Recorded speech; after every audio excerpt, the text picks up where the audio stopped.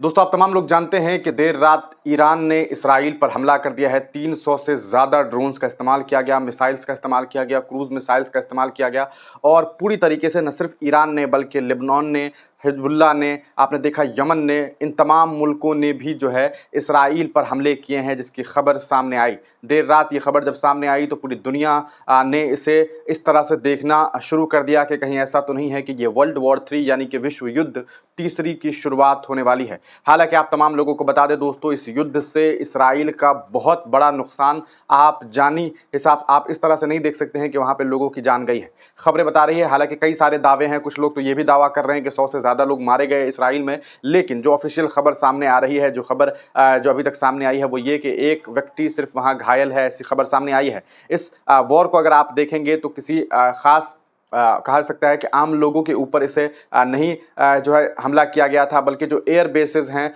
उसके ऊपर ईरान ने हमला किया था। अब आपको बता दें दोस्तों कि इस हमले के बाद अभी तक क्या कुछ हुआ है और आगे क्या कुछ होने वाला है और इस पूरे मामले में अमेरिका का क्या कुछ स्टैंड है। सबसे पहले बात करें कि इस हमला करने की वजह क्या है। हमला करने की सबसे बड़ी वजह जो है वो ये नहीं है कि फ़लस्तीन के ऊपर जो है इतना जुल्म सितम किया जा रहा था, बल्कि मामलात ये थे कि ईरान की जो बेस है, एयर बेस है, उसे इसराइल ने उड़ा दिया था और इसी का बदला इन लोगों ने लिया है। अयतुल्लाह खामनी ने सीधे-सीधे ये बात कही थी कि हम इसका बदला लेंगे और इस बदले को इस तरह से देखा जा सकता है कि रात में किस तरह से बहुत अच्छी खासी तादाद में ड्रोन्स अटैक किए गए। अब सबसे बड़ा सवाल दोस्तों ये उठता है कि क्या इस अटैक के बाद अब दोबारा जो है ये वॉर का सिलसिला जारी रहेगा। देखिए, ईरान ने सीधे-सीधे ये बात कही है कि हमें जो करना था हम कर चुके हैं, हमारा जो मिशन था वो बेहद कामयाब मिशन रहा। खबरें ऐसी आ रही है कि $1 बिलियन के आसपास जो है इसराइल का नुकसान हुआ है इंटरसेप्ट करने में, क्योंकि उन लोगों ने दावा किया है कि 99% जो ड्रोन्स हमले किए गए हमने उसे इंटरसेप्ट कर दिया है, यानी कि हवा में ही उसे जो है मार गिराया इसराइल ने और ज़्यादा नुकसान उनका नहीं हुआ है। लेकिन जो नुकसान हुआ है वो इंटरसेप्ट करने में हुआ है। एक इंटरसेप्शन करने के लिए जो है उन लोगों को लगभग $40,000 के आसपास जो है वो लगता है, सिर्फ एक मिसाइल्स को जो है वो दागने में। तो आप समझ सकते हैं कि लगभग 300 प्लस थे, उसको जो है इन लोगों ने रोकने का काम किया और ऐसी खबरें सामने आ रही है।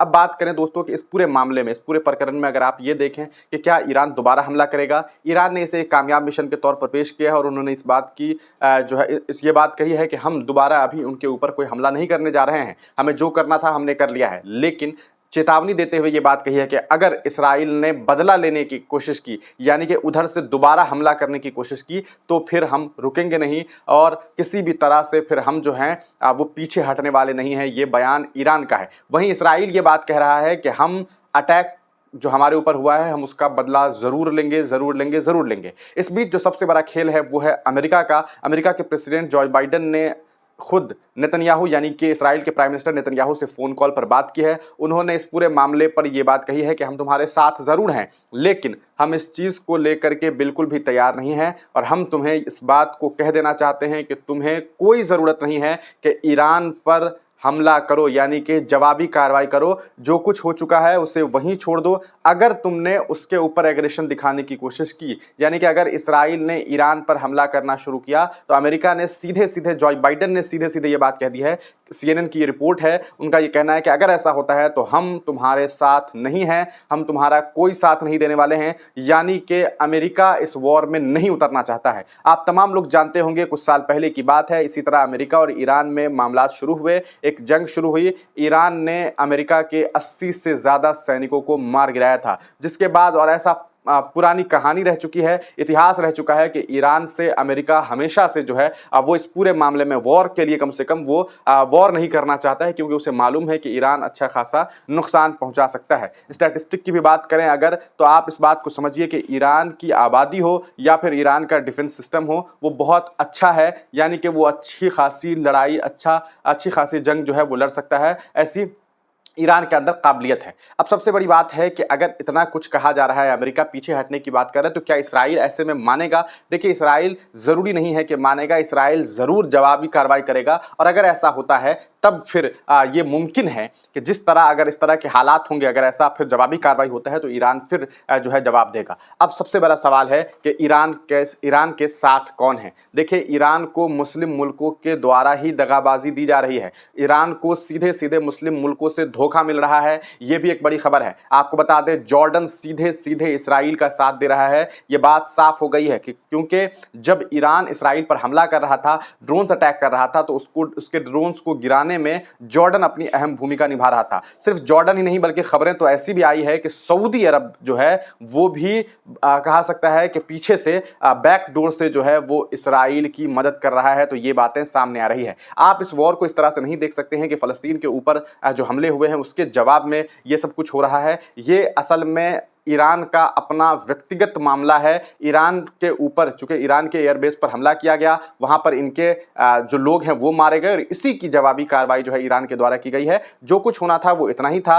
आगे अगर इसराइल की तरफ से जवाबी कार्रवाई होती है अगले 24 घंटे के अंदर ऐसा हो भी सकता है, और अगर ऐसा होता है तब फिर ईरान जो है इस युद्ध में आगे बढ़ेगा, वरना ईरान यहीं से वापस लौट जाएगा। ऐसी बात ईरान की तरफ से कह दी गई है। तो ये अभी का पूरा मामला है। इस पूरे मामले को आप जिस तरह से भी देख रहे हो, लेकिन हकीकत ये है कि ये जो वॉर है अभी खत्म होता दिखाई दे रहा है। हाँ, अगर इसराइल, जिसके चांसेस हैं कि वो ऐसा करेगा, अगर इसराइल फिर दोबारा ईरान पर हमला करता है तब फिर जवाबी सिलसिला जो है वो जारी रहेगा, एग्रेशन दिखाई देगी। और अगर ऐसा होता है तो इसका यकीनन नुकसान जो है न सिर्फ ईरान को, इसराइल को भुगतना होगा, बल्कि मिडिल ईस्ट के साथ साथ और भी जो अलग एशियंस मुल्क हैं या अलग अलग यूरोपियंस मुल्क हैं उन पर जो है इकोनॉमिकली बहुत बड़ा जो है वो इफेक्ट पड़ने वाला है, क्योंकि बिजनेस ठप होंगे। ऑब्वियस सी बात है, जब जंग शुरू होंगी, अगर जंगें होंगी तो फिर जितने भी रूट्स हैं वो जो है कहीं ना कहीं डिस्टर्ब होंगे और उसकी वजह से काफ़ी परेशानी बढ़ सकती है। तो ये पूरा का पूरा मामला है। आगे हम आपको तमाम अपडेट्स इस वॉर से रिलेटेड देते रहेंगे। तब तक के लिए दीजिए इजाजत, फिर मिलेंगे किसी नई वीडियो के साथ, किसी